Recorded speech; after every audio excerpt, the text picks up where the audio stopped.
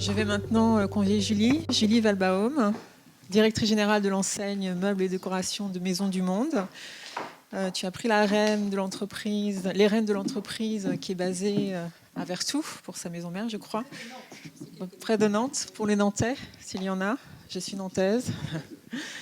En 2018. Ensuite, en fait, tu as été avant ce poste directrice générale du digital, avec un rôle clé dans le développement du digital et de l'omnicanal du groupe, donc qui a favorisé évidemment grandement ce développement. Avant ce poste de DG, tu as passé 11 ans dans le conseil en management chez McKinsey et chez Deloitte.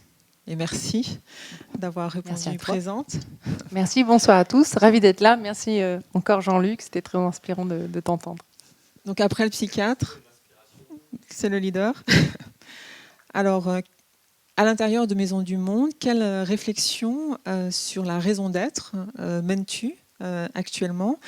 Et dans ces réflexions, quelle place tient l'envie dans ces deux acceptions? Là, on a vu qu'on était celle dans l'envieux, ça peut être également celle du passionné.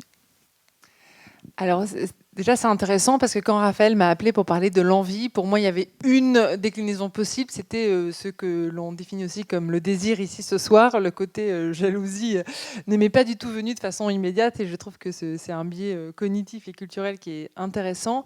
En effet, l'envie était au cœur de ce projet de raison d'être que l'on a mené chez Maisons du Monde pendant 1 an et demi. Tout simplement parce qu'en fait, on a vu au cours des dernières années le renforcement de besoins de sens de chacun des collaborateurs. Plus que jamais, on sait que l'entreprise n'est performante que si le collectif est performant. Et ce sens est pour moi de plus en plus au cœur de l'envie. Et puis en plus, on était dans un contexte un peu particulier. Maisons du Monde s'est introduit en bourse en 2016 et avant avait été géré par un fondateur. Donc une histoire familiale pendant 20 ans et le fondateur était parti, avait passé le relais finalement au marché et donc il y avait besoin d'inscrire un nouveau récit pour justement redonner cette envie et projeter en fait le collectif dans un nouveau avenir souhaitable. Et donc la raison d'être c'est vraiment inscrite dans ce projet et donc a été construite avec l'ensemble des 8000 collaborateurs. Et nous a permis d'ailleurs de beaucoup du coup être en introspection sur au final quelle était cette étoile du Nord que l'on cherchait. Maisons du Monde était originellement assez investie dans l'environnement et puis on s'est dit on est quand même une boîte de retail, on est 8000 collaborateurs, on sert plus de 7 millions de clients et la dimension humaine du coup est apparue très fortement et donc on a développé une politique RH beaucoup plus ambitieuse et on s'est lancé dans l'égalité des chances en prenant du coup en commençant à travailler avec le gouvernement justement autour de l'égalité des chances. Et ça on a bien vu dans l'envie justement, et parce qu'il y a aussi des différents ressorts d'envie, mais que cette fibre finalement donnait particulièrement envie à nos collaborateurs et les permettait de s'inscrire dans cette dynamique. Alors un peu la même question que pour Jean-Luc. Au sein de Maisons du Monde, vous avez un management sans doute qui fait attention aux rivalités, aux compétitions, aux envies quand elles sont un peu plus malignes. Comment vous procédez, ou en tout cas, comment vous la décelez et quel management vous mettez en place pour faire en sorte que ça profite plus à l'entreprise que ça lui soit négatif?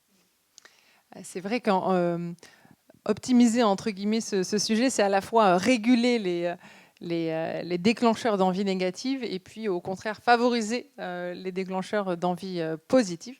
Donc pour l'envie négative, c'est vrai que quand on en discutait, moi j'avais un petit peu du mal à trouver beaucoup d'exemples en fait chez Maisons du Monde, et donc je crois que c'est, on va venir à la réponse, mais c'est très lié à la culture, mais bien sûr il y en a, comme dans tous les environnements. Donc pour moi c'est lié à deux situations.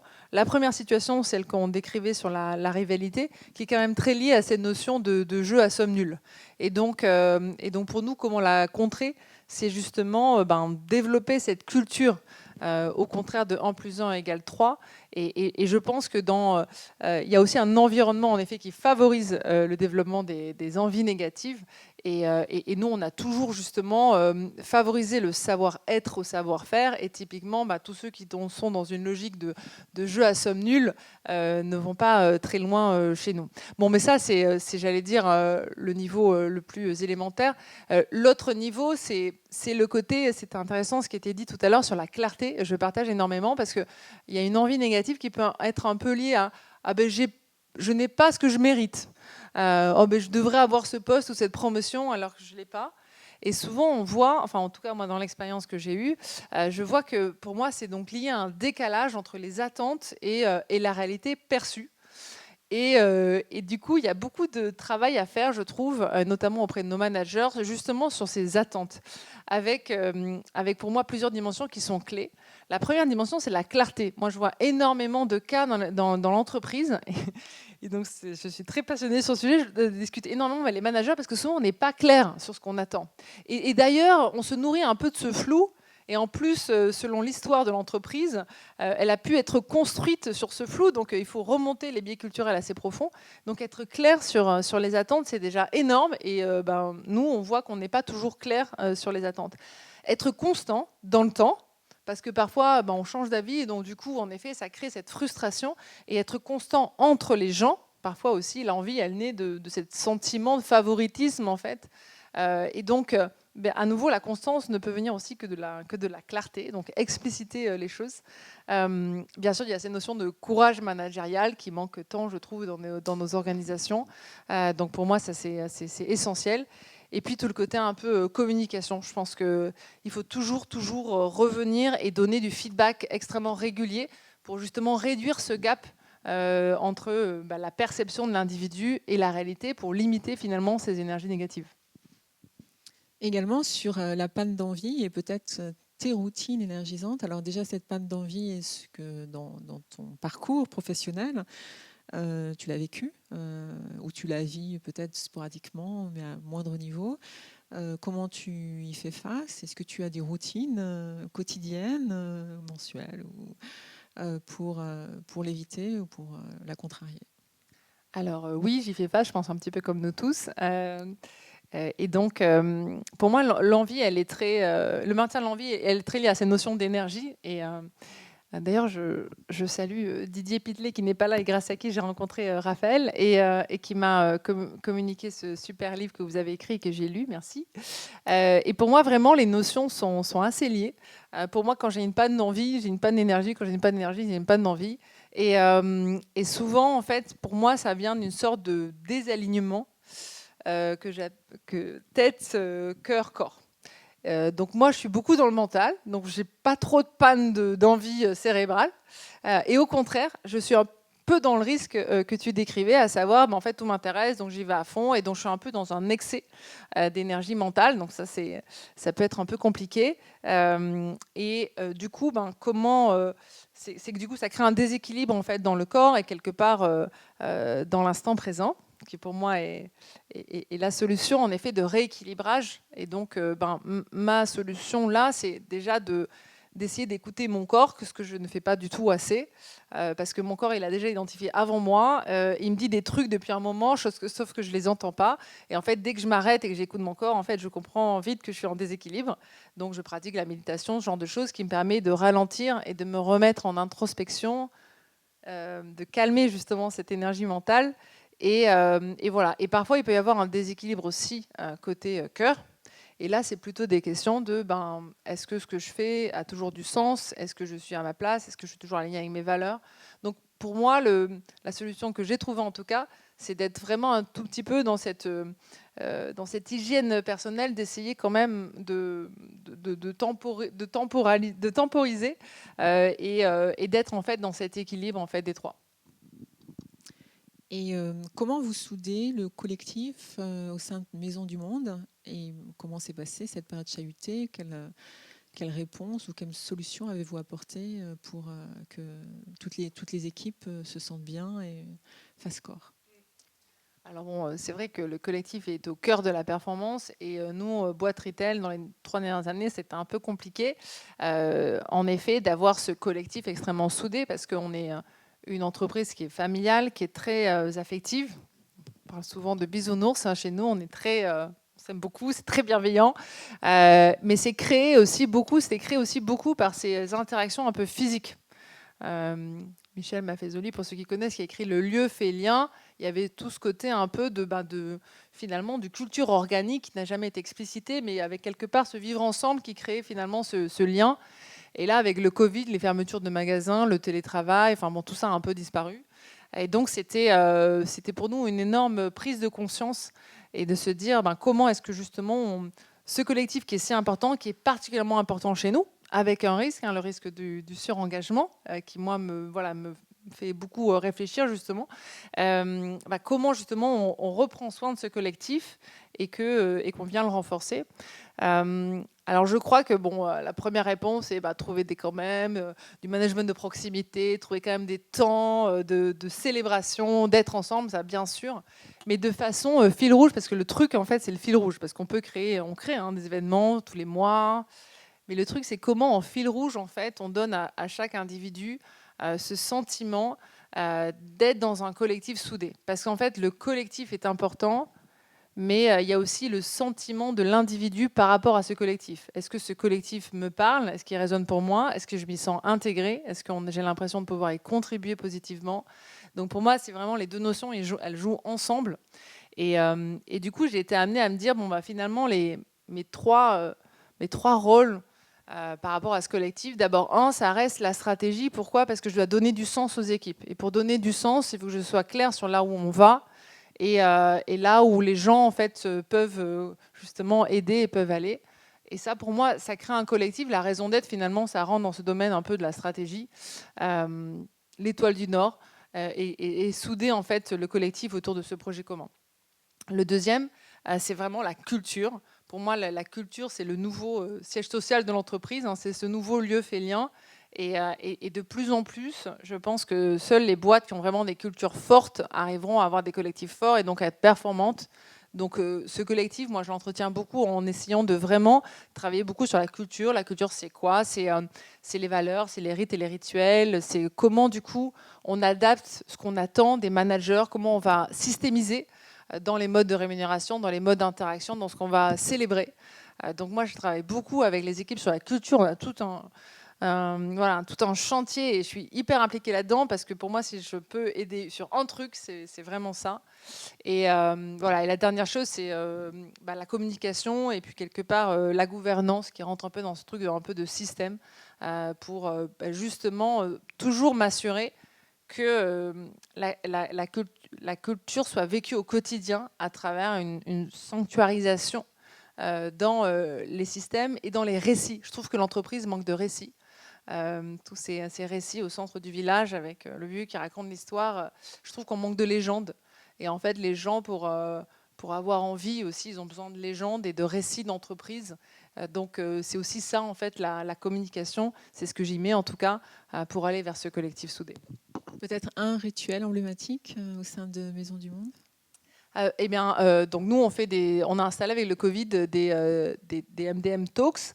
Donc moi, je viens du digital, donc on est sur moi, j'ai une culture des hiérarchies hyper plates, je suis hyper informelle, tout le monde se tutoie.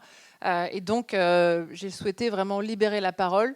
Donc tous les mois, on a des talks. Donc c'est des visios, mais c'est avec 800, 1000, 2000 personnes où on raconte un peu l'actu et on est vraiment en échange. Tout le monde peut poser des questions. On a obligation de répondre à 100% des questions. Donc ça, pour moi, c'est un rituel qui est très important. Et puis là, j'installe un nouveau rituel toutes les semaines, c'est de déjeuner avec tous les managers, parce que souvent, en fait, les DG, il est avec son COMEX, avec un peu de chance, il est avec les N-1 du COMEX. Chez nous, c'est 70 personnes. Mais en fait, la vraie performance de l'entreprise, elle est dans le management de proximité. Donc chez nous, c'est 250 personnes. Donc en fait, c'est super. Mon COMEX, je l'adore, mais en fait, c'est les 250 managers qui sont les plus importants. Donc pour moi, c'est très important d'être en lien direct avec eux. Donc c'est un rituel qu'on a installé là tout récemment. Et alors, que peut-on te souhaiter pour la suite?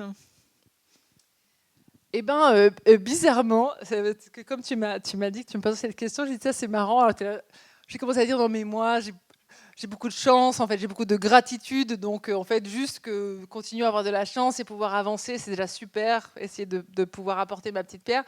Et en fait, en y réfléchissant un petit peu plus, je me suis dit, en fait, je crois que ce qu'on peut me souhaiter, c'est d'avoir un petit peu moins envie. Parce que le problème de l'envie que moi je vois, c'est que il y a un côté hyper positif.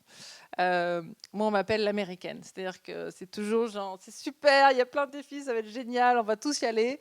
Et ça nous met en mouvement. Ce mouvement, il est hyper positif. Mais quand on est toujours en mouvement, en fait, on n'est plus dans l'équilibre. Et moi, en tout cas, ma zone de travail personnelle, c'est d'être plus dans l'équilibre et donc d'être plus dans le moment présent. Donc voilà, c'est d'arriver à ce juste équilibre, en effet, de l'envie positive qui projette, mais aussi parfois d'être dans l'acceptation et que ce qui est bien aussi. Et ça, c'est voilà, c'est important, je crois, d'en prendre conscience. D'où la méditation. D'où la méditation, notamment. Merci. Merci Julie. On va prendre les questions de la salle.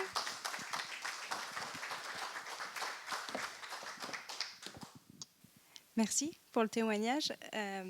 J'ai trouvé ça passionnant, cet aspect d'objectif, clarté managériale. Et effectivement, je pense que le sujet est là, et le sujet finalement de détachement de l'entreprise lié au télétravail est lié à la clarté managériale. Et ça rejoint la partie rivalité. C'est plutôt une réflexion partagée plus qu'une question. Mais cette envie, elle est liée souvent à une insatisfaction permanente. Et l'entreprise est en insatisfaction permanente. On a comparé au sport. Au sport, si on prend une course, on est tous vers un objectif commun. Quand on arrive au bout de la course, même si on arrive après, on arrive ensemble au bout de la course et on peut regarder le chemin parcouru. Et effectivement, la clarté managériale, finalement, on laisse des objectifs un peu flous en se disant, sur un malentendu, ils iront plus loin. Et sur un malentendu, il y aura le sentiment de culpabilité qui fera se dépasser et on atteindra davantage que l'objectif qu'on s'est donné. Et est-ce qu'il n'y a pas un sujet qui est lié un peu au questionnement de raison d'être, de sobriété, d'atteinte des objectifs, de se dire, en fait, à quel moment on est tout simplement satisfait ensemble où on arrive? Et est-ce que vous êtes allé chercher cette histoire de raison d'être quand on parle d'un collectif? Est-ce qu'il n'y a pas se dire, il y a un point et on réécrit autre chose? C'est le cœur de la question pour moi, en effet. Parce que, en plus, nous, on est une boîte qui a toujours été en forte croissance, donc il s'est finalement vraiment nourri de cette envie de faire toujours plus, de faire toujours mieux, d'être toujours le premier, etc. Et d'où cette problématique qu'on a d'hyper-engagement et ce risque de surengagement. Et donc, moi, je suis obsédée par l'optimisation de la création de valeur au moindre effort. Et en fait... mais c'est pas du tout culturellement, en fait, c'est un peu alambiqué. Donc, moi, j'explique aux managers que ça sera beaucoup mieux reconnu le résultat 10 avec un effort 5 que le résultat 12 avec un effort 8, en fait. Pourquoi? Et tu as raison de le lier à la raison d'être, parce que pour nous, ça nous a amené, on a une raison d'être autour de l'ouverture, et ça nous a amené à dire, en fait, dans un langage très financier, parce qu'on est une boîte cotée, on veut créer de la valeur durable pour l'ensemble des parties prenantes. Mais ça veut dire quoi? Ça veut dire que notamment, on veut que les collaborateurs, ils soient heureux et ils puissent être dans cette situation d'équilibre. Et donc, l'hyper-engagement, c'est une instabilité hyper dangereuse pour l'entreprise. Mais ça, c'est lié aussi à cette notion de culture de l'effort versus culture du résultat. Nous, on vient d'un environnement où, à partir du moment où on donnait tout, en fait, c'était super. Ça, non, en fait. En effet, c'est quoi le résultat à atteindre et quel est l'effort maximum qu'on est OK à ce que nos équipes fournissent? Parce que moi, le grand problème que j'ai dans les équipes, là, c'est que les équipes, elles adorent la marque, c'est génial, c'est une chance infinie. Mais moi, je dis, il faut mériter cet engagement. Et donc, le problème, c'est que les équipes s'éparpillent. Pourquoi? Parce que nos managers, ils ne sont pas suffisamment clairs sur l'objectif et aussi sur le degré d'effort à y mettre, et notamment le maximum. Voilà, moi, je suis tout à fait d'accord avec toi. Oui.